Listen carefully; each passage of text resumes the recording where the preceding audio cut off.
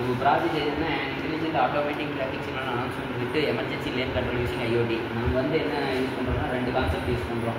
ஒன்று வந்து டிராஃபிக் சிக்னலில் யூஸ் பண்ணுறோம், இன்னொன்று வந்து ஸ்பீக்கர் சிஸ்டம். சிக்னல் வந்து எப்பயும் நார்மலாக ஓடிட்டுருக்கு. இது வந்து 4 ஸ்பீக்கர், எந்தெந்த லேனில் யார் யார் மிஸ்டேக் பண்ணாங்களோ அவங்கள மட்டும் மென்ஷன் பண்ணுறதுக்கு இந்த ஸ்பீக்கரு.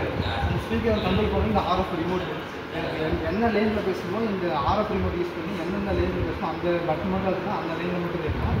அப்போ இது வந்து பார்த்தீங்கன்னா மோட்டர் வண்டி இங்கே வரும்போது 4 பக்கம் சிக்னல் ரெட் ஆகிட்டு எந்த பக்கம் வண்டி இந்த கேட் ஓப்பன் ஆகிடும். இந்த ரெட் ஆனோன்னா இந்த கேட் ஓப்பன் ஆகும். எந்த கேட் ஓப்பன் ஆனோன்னா வண்டிக்கு ஆப்போசிட்டில் ஏறி எந்த பக்கம் போகணும் அந்த பக்கம் போயிடும். சிக்னல் கான்செப்ட் எப்படி இதாக இப்போ எமர்ஜென்சி வெஹிக்கிள் இந்த இதில் இந்த வழியில் வருதுன்னா இப்போ எமர்ஜென்சி வெஹிக்கிளில் இருக்க டிரைவர்கிட்ட வந்து ஒரு கண்ட்ரோலர் இருக்கும். அவர் கண்ட்ரோல் ப்ரெஸ் பண்ண வரையும் எல்லா சிக்னலுமே ரெட் ஆகணும். 2 3 எல்லாமே ரெட் ஆகி இந்த எமர்ஜென்சி இது கேட் வந்து ஓப்பன் ஆகிடும். கேட் ஓப்பன் ஆனோடனே எமர்ஜென்சி வெஹிக்கிள் எந்த லேனில் போகிற மாதிரி இருந்தால் போயிட்டு மறுபடியும் ஆரம்பத்தில் இருந்து அதே சிக்னல் வந்துடும். இப்போ இந்த ரிமோட் ஆர்எஃப் ரிமோட் எப்படி ஒர்க் ஆகுதுன்னு பார்த்தோம்னா இதுதான் 4 ஸ்பீக்கர் சிஸ்டமு. இப்போ இது ஈஸ்ட்னா இப்போ இந்த ஈஸ்ட் சைடில் சவுண்டு கேட்குது. அதே மாதிரி நார்த்துனா நார்த்து, சவுத்துனா சவுத்து, அந்த மாதிரி எல்லா இதுலேயும் செட் ஆகும்.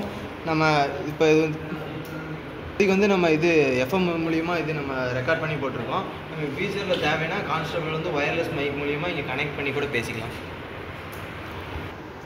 எங்கள் project guide Parameswari ma'am senior sir வந்து எங்களுக்கு சப்போர்ட் பண்ணார், அதுக்கு தேங்க்யூ.